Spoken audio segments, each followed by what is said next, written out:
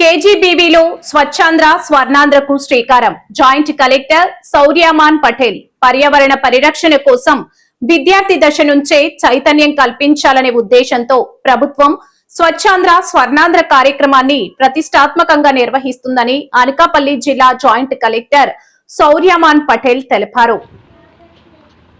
సబ్బవరం మండలంలోని కస్తూర్బా గాంధీ బాలికల విద్యాలయాన్ని కేజీబీవీ ఆయన సందర్శించారు. పాఠశాలల్లో లభించే తడి మరియు పొడి చెత్తను వేరు చేయడం వల్ల కలిగే ప్రయోజనాలను జేసీ వివరించారు.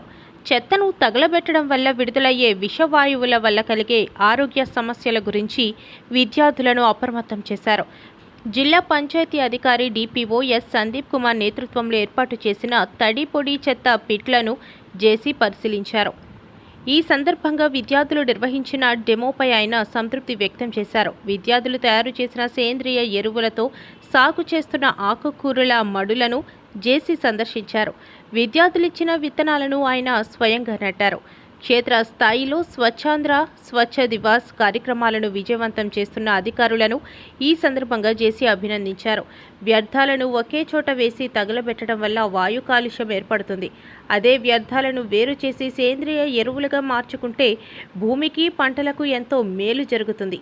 ఈ కార్యక్రమంలో జిల్లా పంచాయతీ అధికారి డిపిఓ సందీప్ కుమార్, జిల్లా విద్యాశాఖ అధికారి డిఈఓ గిడ్డి అప్పారావు నాయుడు, తహసీల్దార్ B Chinnakrishna, MPDO B Padmaja, KGBV ప్రత్యేక అధికారి Mrudula, SHO Ramachandrarao, DPRO SV Ramana మరియు ఇతర అధికారులు పాల్గొన్నారు.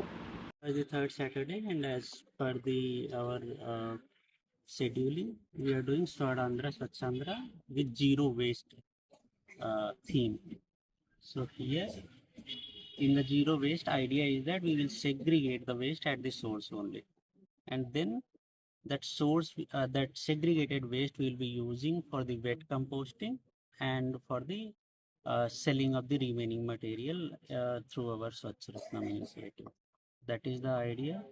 And our objective is that we will be able to avoid all the land fillings, all the dumps through this initiative, and we will also be generating good enough resources to ensure sanitation at every level. That is the idea, and we are committed and we are getting the proper support from all the departments in this. We are sure that we will get very good results from this. Thank you. ఈ రోజున రాష్ట్రమంతటా అన్ని గ్రామాలలో, అన్ని ప్రభుత్వ కార్యాలయాలలో, అన్ని హాస్పిటల్స్లో, అన్ని రెసిడెన్షియల్ స్కూల్స్లో, అన్ని స్కూల్స్లో, ప్రతి ఇన్స్టిట్యూషన్స్లోనూ, ప్రభుత్వ కార్యాలయాల్లోనూ స్వసా యాక్టివిటీ, స్వచ్ఛాంధ్ర స్వర్ణాంధ్ర యాక్టివిటీ చేయడం జరుగుతుంది. కాన్సెప్ట్ ఏంటంటే జీరో వేస్ట్ ఇన్స్టిట్యూషన్.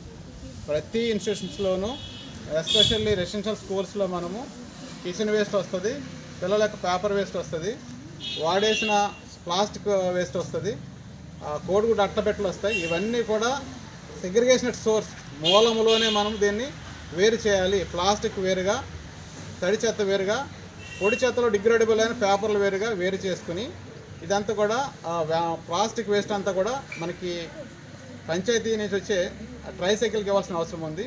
తడి చెత్త ఉండే అవకాశం లేదు. ఇలా రాష్ట్రం అంతా చేస్తే 13,000 పంచాయతీల్లో, అన్ని మున్సిపాలిటీల్లో, అన్ని ఇన్స్టిట్యూషన్స్లో, అన్ని హాస్పిటల్స్లో, అన్ని స్కూల్స్లో, అన్ని రెసిడెన్షియల్ స్కూల్స్లో, అన్ని కాలేజెస్లో, ప్రతి ఇన్స్టిట్యూషన్లో ఈ విధంగా చేస్తే మనం బయటికి పడేసే చెత్త కానీ, తడి చెత్త కానీ, పొడి చెత్త కానీ అవకాశమే రాదు. ఇక్కడ చక్కనే ప్రెమిసెస్ ఉంది.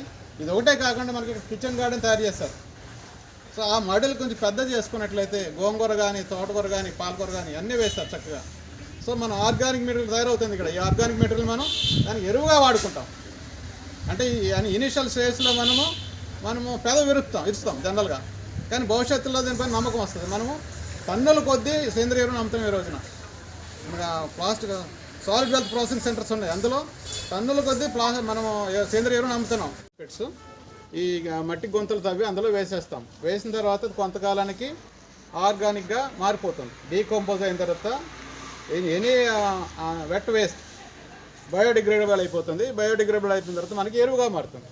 సో ఒక్కసారి మనము అది అంతా కలిపేసి బయట వేస్తే దాన్ని మనం ట్రీట్ చేయడం ఇంపాసిబుల్ టాస్క్. ఈ రోజునే మీ కళ్ళ ముందు ఇక్కడ చేయడం జరిగింది. ఇందులో 4 రకాల వ్యర్థాలు వచ్చినాయి. తడి చెత్త, పొడి చెత్తలో ప్లాస్టిక్ పొడి చెత్త, పేపర్లతో కూడిన పొడి చెత్త, అదేవిధంగా కొంత మెడిసిన్స్ తాలూకా యూజ్ చేసిన కవర్లు వచ్చినాయి.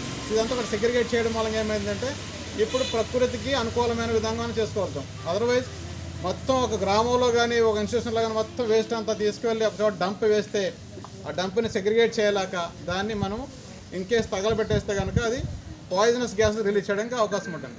అలా కాకుండా మనం తడి చెత్తని వర్మీ కంపోస్ట్గా మార్చుకొని పొడి చెత్తని మనకి స్వచ్ఛరథం అనే కాన్సెప్ట్ ఉంది. స్వచ్ఛరథం ప్రతి మండలంలో స్వచ్ఛరథం పెట్టాము. స్వచ్ఛరథంలో భాగంగా వాళ్ళు ప్రతి గ్రామానికి వస్తారు, ప్రతి ఇన్స్టిట్యూషన్ కూడా వచ్చే విధంగా ఇప్పుడు ఏర్పాటు చేస్తాం. ఇక్కడ ఎంపీడీ గారు, తహసీల్దార్ గారు ఉన్నారు, ఎస్ఐ గారు ఉన్నారు. సో వీళ్ళందరి సహకారంతో ఇక్కడ స్కూల్ యాజమాన్యం సహకారంతో ముఖ్యంగా ప్రిన్సిపాల్ గారు, అకాడమిషియన్స్, స్కూల్ లీడర్స్ మొత్తం పిల్లలందరూ కూడా తలుచుకుంటే భవిష్యత్ మీ తరందే ఇది.